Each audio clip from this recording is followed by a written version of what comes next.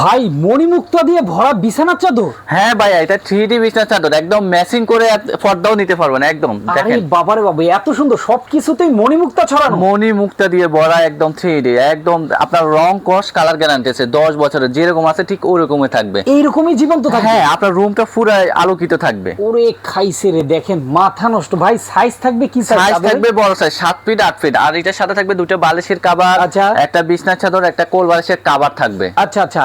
আর দুটো পর্দা থাকবে।